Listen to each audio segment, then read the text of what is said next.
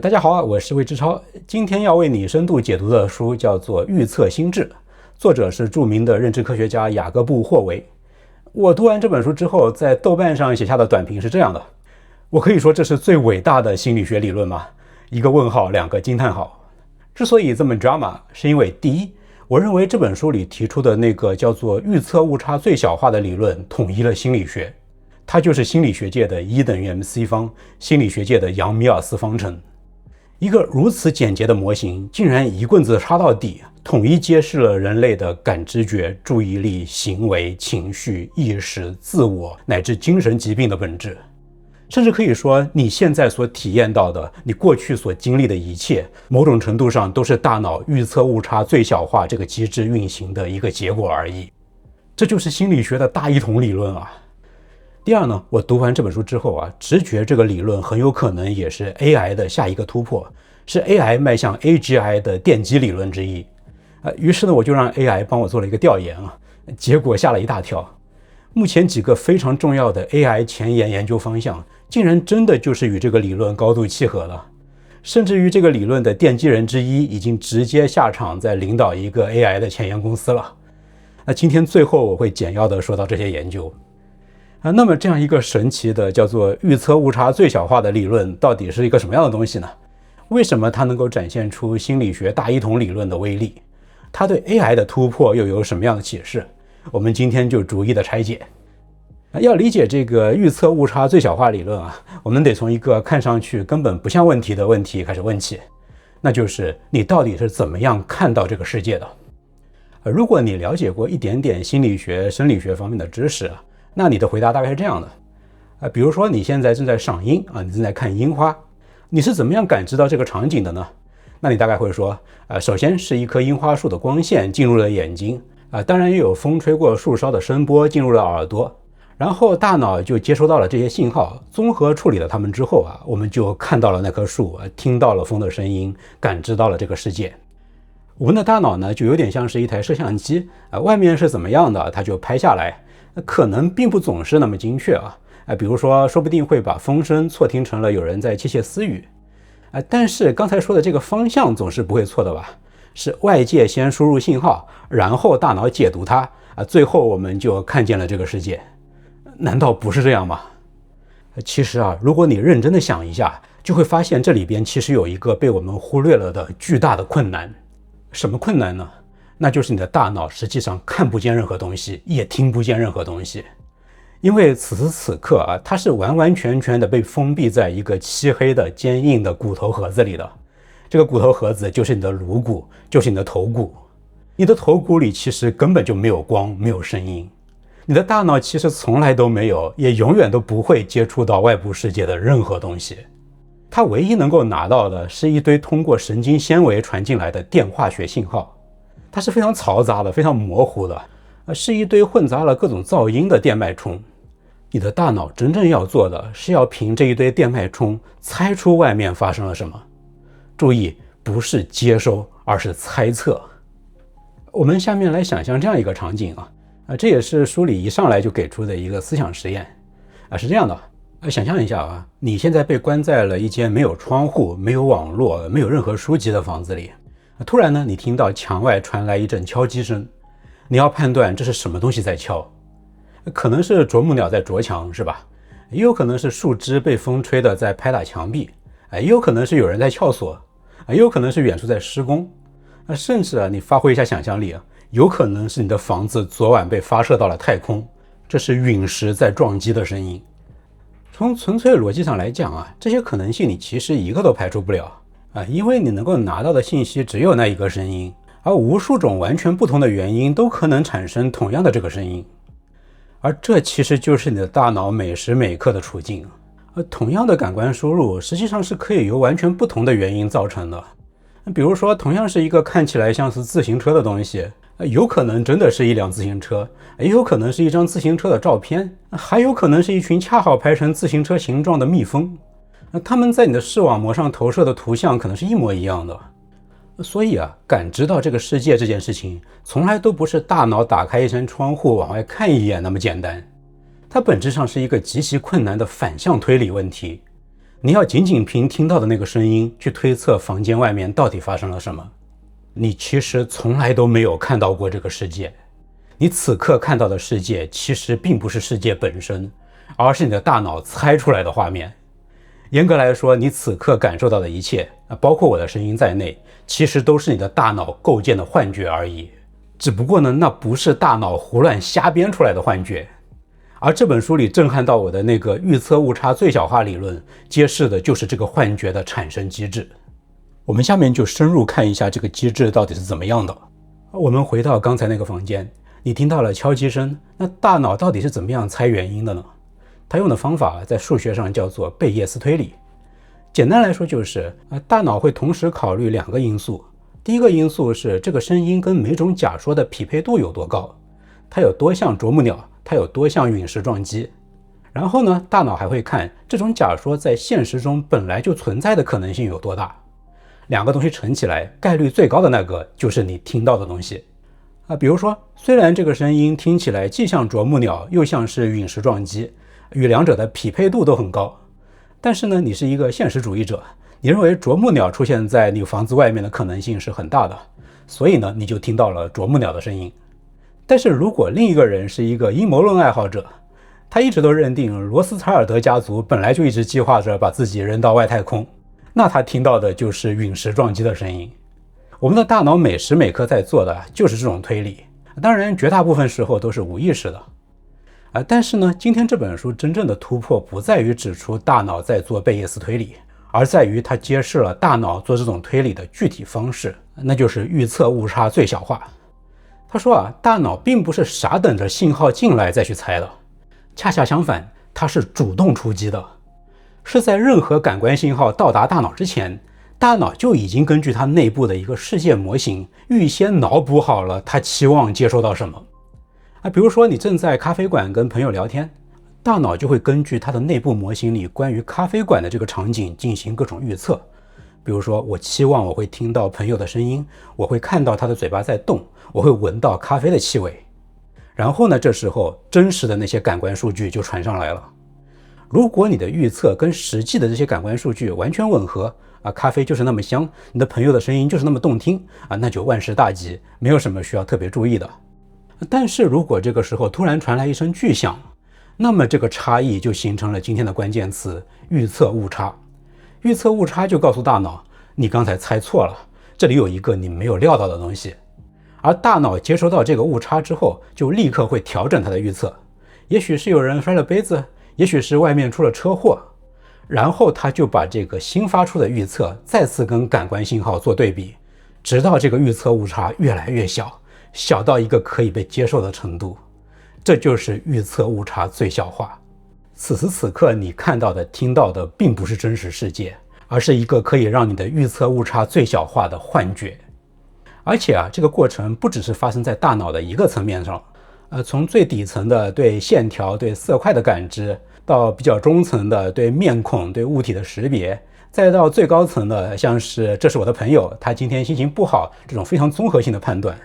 大脑皮层的每一层其实都在同时做这件事情，就是向下发出预测，然后接收误差，然后调整，然后再预测。我们的整个大脑就是一台多层嵌套的预测误差最小化的机器。但是细心的朋友可能已经发现了一个鸡生蛋的问题了，那就是按照你的说法，大脑从来都没有直接接触过外部世界那它那个用来做预测的世界模型最初是怎么样来的呢？如果你从来都没有见过真正的咖啡馆，你的大脑内部又怎么会有一个咖啡馆的模型？关于这个问题书里有一个非常漂亮的类比。他说，想象你是一个大坝的管理员，这个大坝呢到处都漏水，但是你没有办法翻到坝的另外一边去看，你唯一能做的就是在坝的这一边不停地堵漏。一开始你是手忙脚乱的，但时间一长你就会发现漏水是有规律的。比如说每年的6、7、8这几个月漏水点都特别的多，于是呢你慢慢的就搭建起来越来越精密的一套预判系统，你经常能够提前堵住还没有出现的漏水点。自始至终你都从来都没有看过上游一眼，但是你那一套堵漏系统却已经隐含的映射了坝那一边的整个水况包括汛期是什么时候，什么时候水流会变快变慢。我们的大脑其实就是这样的一个水坝管理员，它不需要直接看到水坝上游的那个真实世界，它只需要不断的做预测，不断的最小化误差。这样一来，一个关于世界的模型就会自发的涌现出来。世界本身就是大脑的老师。这个理论里面隐藏着一个非常深刻的反转。我们通常认为感知都是自下而上的，就是信号进来，大脑处理，然后我们看见。但在这个理论里方向完全反过来了。真正的主角是自上而下的预测，而感官信号的作用不是告诉大脑外面有什么，而是纠正大脑猜错的部分。你看到的世界主要是大脑自己给画出来的，感官只负责报告哪里画错了。这个理论的核心架构师之一，神经科学家卡尔·弗里斯顿说过一句石破天惊的话。他说从你的眼睛、耳朵往大脑传的那些信号，其实并不是所谓的输入，而是反馈。所以你的大脑根本就不是一台被动的感知机器，而是一台主动的预测机器。这个反转听起来很颠覆但有几个非常经典的实验证据都可以佐证。比如说有一个经典实验叫做双眼竞争实验，就是用一个特殊的装置给你的左眼看一幢房子的图片，同时呢给右眼看一张人脸。那按照常理你应该看到一个人脸和房子的混合体，但是大脑拒绝这么做，因为一个半脸半房子这样的东西在现实中存在的概率实在是太低了大脑里的那个世界模型里没有这种怪物于是呢大脑就做了一件非常戏剧性的事，那就是在这个实验的任何时候你都不会看到人脸房子的混合体，你会先看到房子，几秒钟之后又切换到人脸，再过几秒钟又切回房子。为什么会来回切换呢？因为当你的大脑选择了比如说房子这个假说的时候，来自于另外一只眼睛的人脸那个信号并没有消失它等于是一直在从底层发送预测误差，它是在不断的敲打大脑说你漏掉了什么，你赶快注意一下。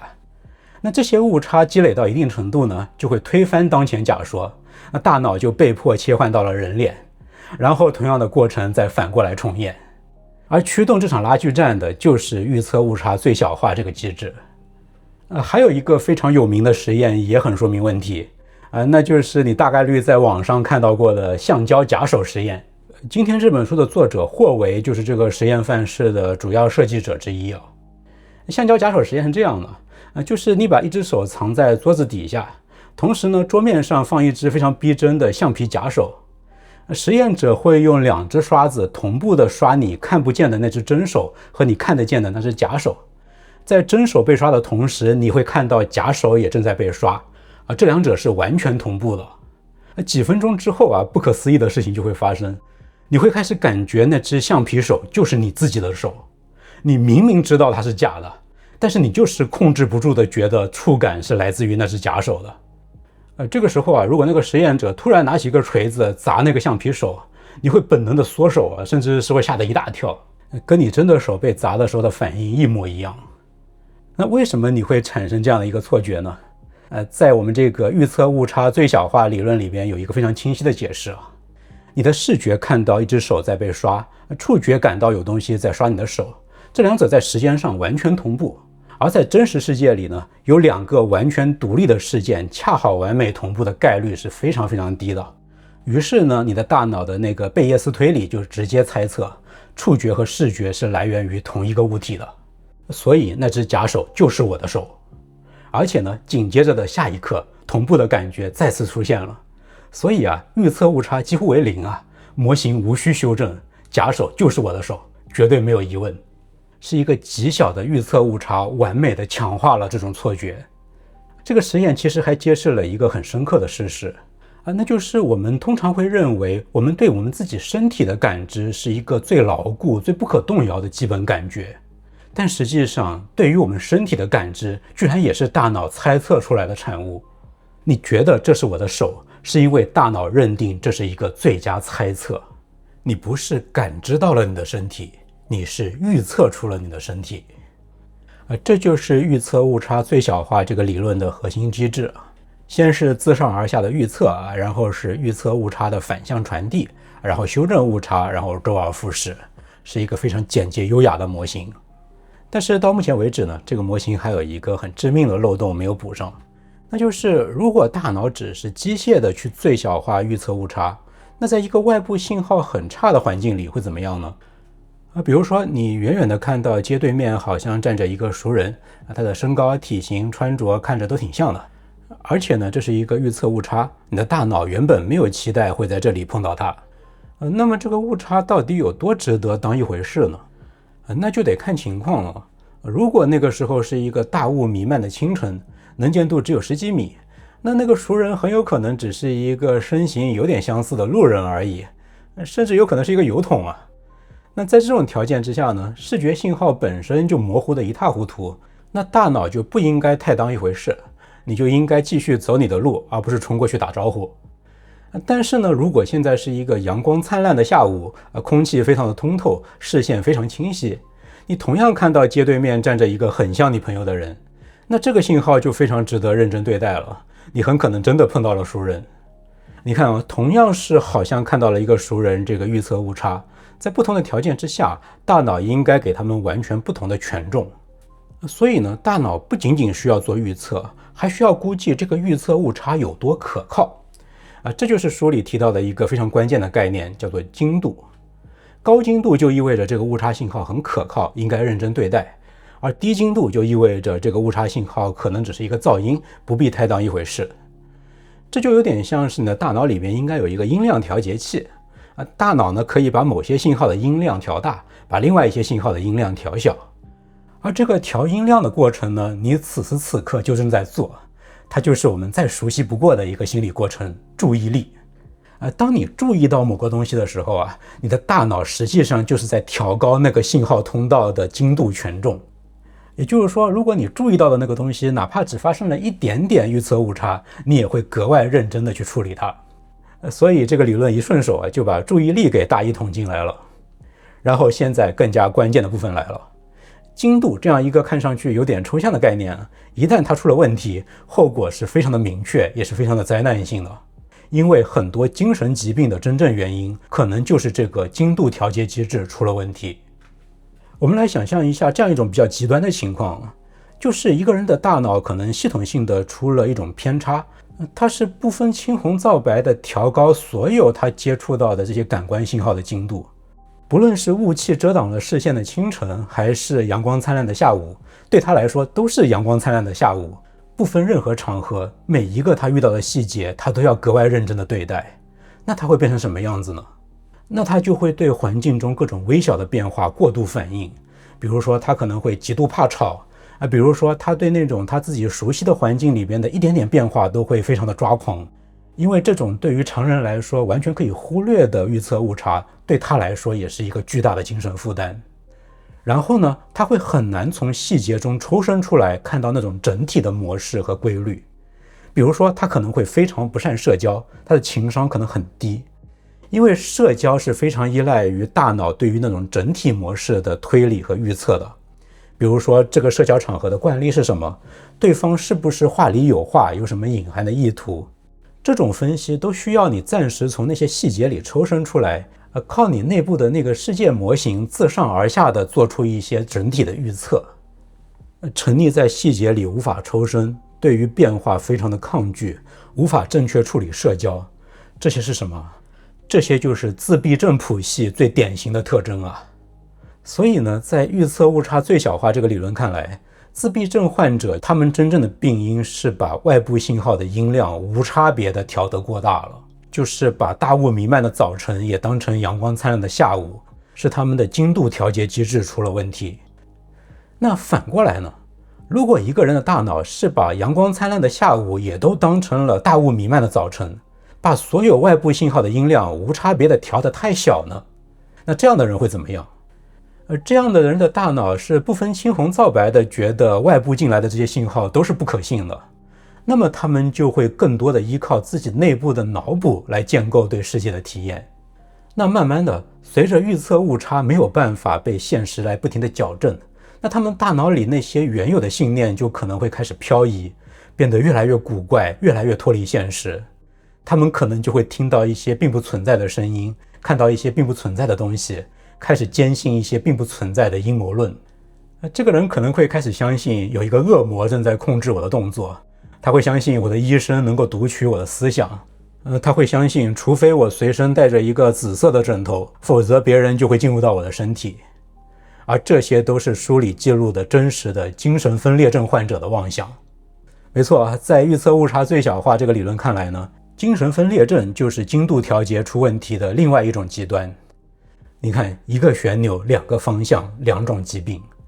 预测误差最小化这个理论一顺手又把几种最重要的精神障碍给大一统进来了。而且这已经不仅仅是理论推测了，霍维的研究团队直接用前面说过的那个橡胶手错觉实验来做了验证。结果发现精神分裂症患者是比普通人更加容易也更快地陷入到那种橡胶手错觉里的。为什么呢？因为他们更加愿意用那个自上而下的那就是我的手的这个假说去吞掉外部输入的证据。而自闭症患者是正好相反，他们比普通人更难产生这个错觉。因为他们对那些底层的视觉的、触觉的、本体感觉的细节非常的敏感，他们不会轻易让一个高层的假说去覆盖这些底层信号。你看，同一个实验，两个完全相反的结果，完美的印证了前面说的一个旋钮两个方向。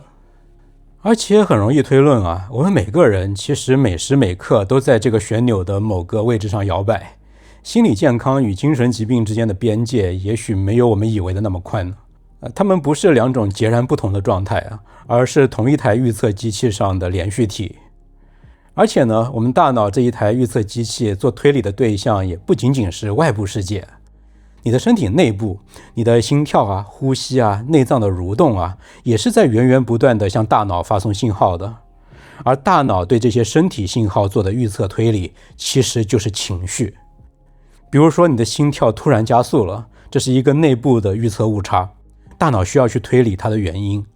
如果这个时候你正站在老板的办公室里等着被训话，那这个心跳加速就会被解释为焦虑。如果你正站在你心仪的人面前，那同样的心跳加速就会被解释为心动。同一个身体信号，不同的语境，那就会产生完全不同的情绪体验。心理学史上有一个非常著名的吊桥实验那些刚从一条非常摇晃的高空吊桥里走过来的男性，比那些走平地的男性会更容易对桥另一头遇到的女性产生好感。为什么呢？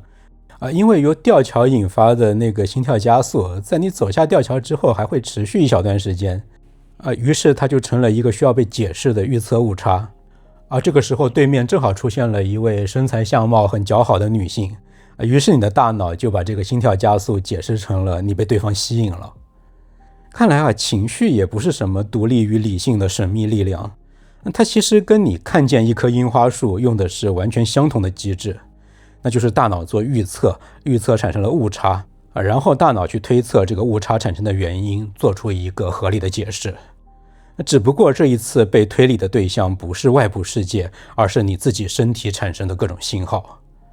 于是呢，预测误差最小化这个理论一顺手也把情绪给大一统了。但是到目前为止我们讲的大脑都还只是一个安静的思考者，他坐在你的颅骨里发出预测，接收信号，调整模型。但这样的一幅画面里有一个巨大的缺失那就是我们是会动的。我们不只是被动的坐着来猜这个世界，我们是会走过去看一看，去伸手摸一摸，去转一个角度看另一面的。那这样的一些行动怎么样放进这个预测误差最小化的框架里呢？作者霍维给出的答案是这本书里我认为最大胆的一个推论。霍维说，感知和行动其实是一件事。比如说你伸手去拿桌上的杯子，这个动作是怎么样完成的呢？那传统的理解就是大脑首先计算出一个运动的指令，你的手要怎么伸，你的手指要怎么样运动，然后把这个信号发给肌肉去执行，是吧？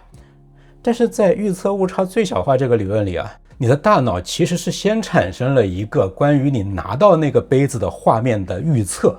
也就是说它先产生了一个你已经拿到杯子的幻觉。这个幻觉里边包括你手臂那个时候的状态是怎么样的，你视野中那个你自己跟杯子的相对位置是怎么样的，你的指尖碰到了杯子的时候的触感是怎么样的。那这个幻觉当然跟你当下的实际感受之间存在的巨大的差距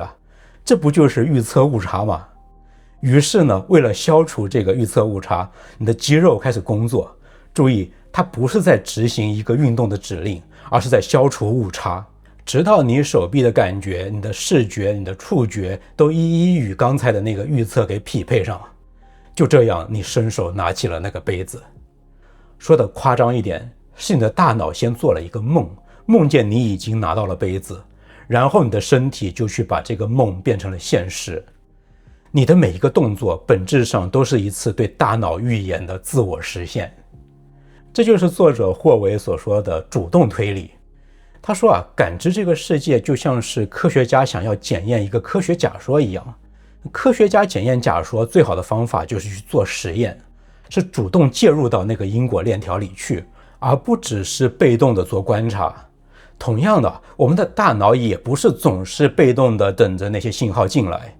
它会通过一次又一次的转头，一次又一次的眼球扫视，或者站起来直接去摸一下看一下，去做各种微型的实验，去主动收集一些新证据来消除不确定性。比如说你想要确定对面那个人到底是一个真人还是一个纸片人，很简单，移动你自己的身体，变换视角，一下子就能确认了。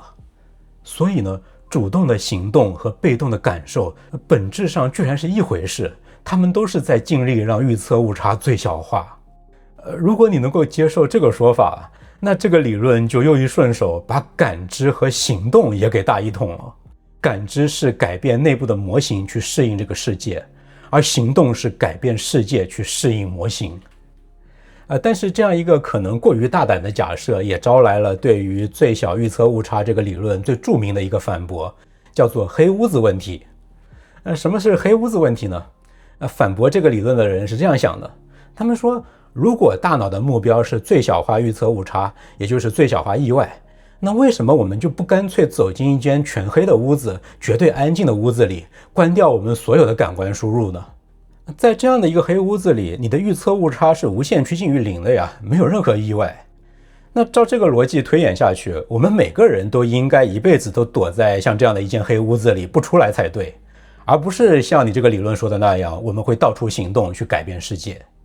那这个问题乍一听上去是很致命的，但是霍维在书里给出的回答很精妙。他说，我们的内部模型本身其实就不允许我们待在黑屋子里。为什么呢？因为你大脑里的那个世界模型不仅仅是关于这个世界应该是怎么样的，也是关于我自己应该是怎么样的。你是千百万年的自然选择进化出来的人类这种生物，所以你大脑的世界模型里天然内置了一整套关于你自己应该怎么样行动的信念。我知道我会探索环境，我知道我会寻找食物，我知道我会与人交流，我会从事复杂的活动。这些信念也是你的世界模型的一部分。所以如果你真的一动不动地躲在黑屋子里，这恰恰就严重违反了你关于自己的世界模型，那这反而会产生出巨大的预测误差，所以你就会感觉到无聊、焦虑、痛苦，你的身体也开始会出现毛病。这就是为什么黑屋子问题其实不成问题。而这个答案其实已经把最小预测误差这个理论引向了心理学乃至于哲学里最神秘、最不可思议的部分了，那就是意识，以及意识中最核心的部分——自我意识。我们先来说自我意识。我们为什么会有一种我是谁，我应该如何的这种自我认知呢？刚才已经说到了，那就是要让主动推理这样的一套机制跑起来，那你的内部模型里就不仅要有世界是什么样的这个认识，还要有我是什么样这个认识。因为你自己就是世界中的一个因果力量，你的行动是会改变你接收到的感官输入的。所以如果模型里没有关于我在哪，我在做什么，我动了之后会看到什么这样的一些认知，你就没有办法区分哪些感官变化是世界变了，哪些是你自己动了。这就意味着只要是一个能行动的预测机器，它就必然要维护一个关于自身的模型，自我意识就诞生于此。18世纪的哲学家大卫休谟做过一个非常著名的内省实验。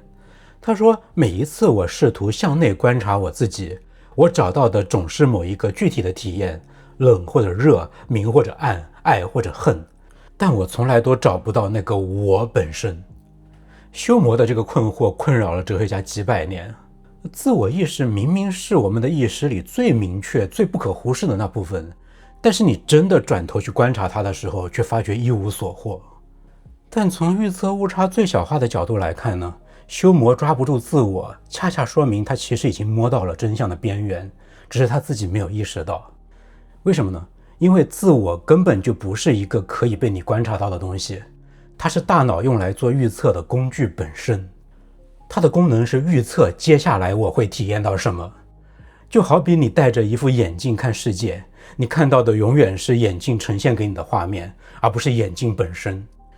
德国哲学家托马斯·梅辛格把这个特征叫做透明性。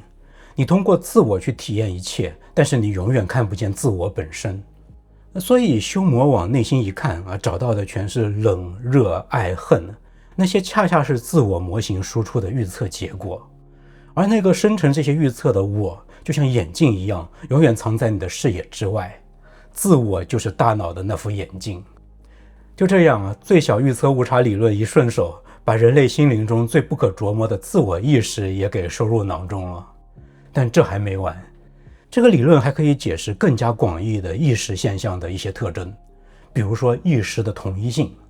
我们的意识体验有一个非常奇特的特征，但是大多数人其实一辈子都不会注意到它，因为它太理所当然了。那就是意识永远是统一的。此时此刻，你能够同时看到屏幕上的文字，感受到椅子的触感，隐约听到窗外有人在说话，可能还有一丝饥饿感。所有的这些都融合在一个统一的意识场里。但是你想一想，凭什么？你的视觉、听觉、触觉，你的内脏感受，分别是由完全不同的神经通路来处理的。它们彼此之间隔着好几层神经突触，它们处理信号的速度也是不同的，编码方式也不一样，甚至连时间延迟都不同。声音传到听觉皮层的速度和光信号传到视觉皮层的速度差了几十毫秒。那为什么你体验到的不是一堆各说各话的碎片，而是一个无缝融合的整体呢？这个特征呢，就是哲学家蒂姆·贝恩说的意识的统一性，也是困扰了无数意识研究者的难题。但是霍维给出的回答却出人意料的简洁。他说，我们之所以只能够体验到一个统一的意识，是因为我们必须要行动。我们回忆一下前面说的那个通过行动来主动推理的过程。大脑不只是被动地坐在颅骨里去猜世界，它每时每刻都在通过行动去采样，而每一次行动都必须基于一个明确的假说。你不能同时往左看又往右看，不可能同时伸手去拿桌上的杯子又去拿架子上的书。行动在物理上是排他的，因为你的身体只有一个，你不能带着两个相互矛盾的世界模型去行动，一个让你前进，一个让你后退，那会让你的身体瘫痪的。所以呢，既然我们有主动推理这样的一个操作，那么它就天然的强制大脑在任何一个时刻只能够维护一个统一的自洽的最佳假说，而这样一个统一的最佳假说就是你的意识体验。这就是为什么你几乎永远是在用一个统一的意识体验来感知这个世界。你看，我们从怎样看见一棵樱花树开始，从感知到注意，从精神疾病到行动，从自我到意识，预测误差最小化这样一个原则就像一条线串起了所有的珠子。那最后我们来看一下这套理论跟 AI 又有什么关系。我开头就说过，第一遍我读完这本书的时候就有一个直觉挥之不去，那就是这套理论描述的东西跟当下 AI 的局限性以及它的突破方向似乎有着非常深的对应关系。于是我就做了一番调研结果吓了一大跳，事实比我想象的还要惊人。先来说最直接的，那就是今天我们这本书里的隐藏 BOSS 卡尔·弗里斯顿，他本人已经亲自下场做 AI 了。弗里斯顿就是说出感官输入其实并不是输入，而是反馈的那一位。他就是启发了整本预测心智的神经科学家，自由能理论的提出者，是大概率要拿诺贝尔奖的大神。咱们今天说的这个预测误差最小化理论其实就是自由能理论具体应用到大脑如何感知世界这一个具体问题上的特例。我之所以让这位大神在今天的节目里几乎隐形，是因为要讲自由能原理的话就根本收不住了，我以后会专门找书来讲。就是这位大神现在出任了一家叫做 Versus AI 的公司的首席科学家。这家公司的核心技术就是基于我们刚才反复在说到的那个关键词主动推理来构建新一代的 AI 系统。在弗里斯顿看来呢，当前以大语言模型为代表的主流 AI 本质上是一种大规模的模式匹配。它学会了数据的统计规律，但是它并没有一个真正的世界模型，也不具备主动推理的能力。它不会像人类这样主动去探索环境，去设计实验来消除不确定性。用我们今天这本书里的话来说，就是今天的大语言模型实际上已经具备了被动感知的那一部分因为它能够分析出事物的模式嘛，但是它缺了主动推理的那一半。而弗里斯顿的团队正在做的就是要把这一半给补齐，他们想要搞出具有主动推理能力的 AI。 这种 AI 能像大脑一样维持一个内部世界模型，然后通过行动来高效学习。根据一个报道他们的系统已经在一些经典的 AI 基准测试里击败了 Google 的 DeepMind 的顶级模型，而且他们使用的算力只有 DeepMind 的 1%， 学习速度还快了39倍。然后是另外一位大神，刚刚从 Meta 辞职的图灵奖得主杨丽坤，他刚刚在2026年创办了 AMI Labs， 拿到了超过10亿美元的种子轮融资，创了欧洲历史记录，就是不久前的新闻。杨丽坤的核心主张是什么呢？他也说大语言模型是通往 AGI 的死胡同，因为大语言模型只是在预测下一个 token， 它并不真正理解世界，而真正的智能需要的就是世界模型，一个能够预测世界状态如何变化的一个内部模拟器。他现在正在研发一个 AI 的联合嵌入预测架构，这个架构的核心思想就是让 AI 在一个抽象的表征空间里预测未来状态，而不是预测像素或者文字。你听出来了吗？内部世界模型预测未来状态，通过预测来理解世界，这就是《预测心智》这本书从头到尾在说的东西。只不过霍维和弗里斯顿是从生物大脑的角度在讲，而杨丽坤他们是从工程的角度在讲，两条路正在汇合。他们说的其实都是真正的智能需要一个能够理解因果关系的内部模型，需要主动去探索和验证假说，而这些在这本2013年出版的书里就已经很清楚了。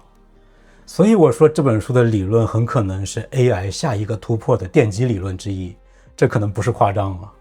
好，那我们来小结一下今天我们说的这一个机制解释了心理学的很多东西，感知、行动、注意力、意识、自我、情绪，还有精神疾病，它们全都是同一台预测机器的不同输出，而且这其中可能还蕴藏着通往 AGI 这个圣杯的路径。这就是为什么我说预测误差最小化这个理论可能是心理学界的1等于 MC 方，是心理学界的杨米尔斯方程。所以最后请你停下来感受1秒钟此刻正在发生的事情。你现在看到的画面，听到的声音，你心中涌起的情绪，还有那个隐约觉得我在这里的感觉，这些都不是世界直接塞给你的。你并不是在体验世界，你是在体验你的大脑对世界的最佳预测。而你所谓的你，也只不过是帮助大脑做好这个预测的一个趁手的工具而已。可以说是你预测出了你自己。好，这本预测心智就为你解读到这里。书籍的详细信息我已经放在节目下方的描述栏里了，供有需要的朋友查阅。如果你喜欢这期节目，请你点个赞、分享和订阅频道，这是对我最大的支持。我是魏志超，我们下本书再见了。